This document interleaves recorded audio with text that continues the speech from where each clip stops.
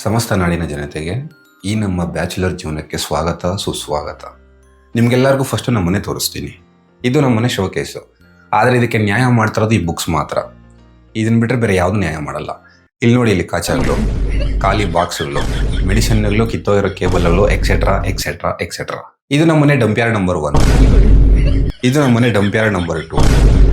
ಇದು ನಮ್ಮ ಮನೆಯ ಪಾದರಕ್ಷೆ ಬಿಡುವಂಥ ಸ್ಥಳ. ಇದು ನಮ್ಮ ಮನೆ ಅಡುಗೆ ಮನೆ, ದ ಮೋಸ್ಟ್ ಹೈಜಿನಿಕ್ ಪ್ಲೇಸ್. ಇದು ನಮ್ಮ ಮನೆ ಗ್ಯಾಸ್ ಸ್ಟವ್. ಇದು ಆ್ಯಕ್ಚುಲಿ ಗಲೀಜಾಗಿಲ್ಲ, ಇದು 3D ಪ್ರಿಂಟೆಡ್ ಡಿಸೈನ್. ನನ್ನ ಹೆಸರು ರಂಜಿತ್ ಅಂತ, ವಯಸ್ಸು 28, ಪ್ರಮುಖ ವೃತ್ತಿ ಖಾಲಿಯಾಗಿರೋದು, ಅಲ್ಪಾವಧಿ ವೃತ್ತಿ ಡೆಲಿವರಿ ಕೆಲಸ. ಗುರು, ನನಗಿನ್ನೂ ಲೈಫಲ್ಲಿ ಮದುವೆ ಆಗಿಲ್ಲ, ಲವ್ವರ್ ಇಲ್ಲ, ಸೆಟ್ಲ್ ಆಗಿಲ್ಲ, ಸ್ಟಿಲ್ ಸಿಂಗಲ್ ಆಗಿದ್ದೀನಿ, ಅನ್ಮ್ಯಾರಿಡ್. ಇದು ಯಾವುದ್ರ ಬಗ್ಗೆನೂ ನನಗೆ ಚಿಂತೆನೇ ಇಲ್ಲ.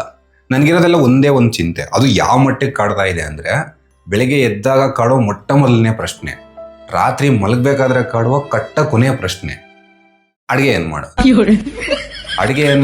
ಅಡುಗೆ ಏನು ಮಾಡೋದು. ನಾನು ಇದ್ರ ಬಗ್ಗೆ ತಲೆ ಕೆಡ್ಸ್ಕೊಂಡಷ್ಟು ಏನಾದರೂ ನನ್ನ ಕರಿಯರ್ ಬಗ್ಗೆ ತಲೆ ಕೆಡ್ಸ್ಕೊಂಡಿದ್ದಿದ್ರೆ ನಾನು ಲೈಫಲ್ಲಿ ಎಲ್ಲೋ ಇರ್ತಾ ಇದ್ದೆ.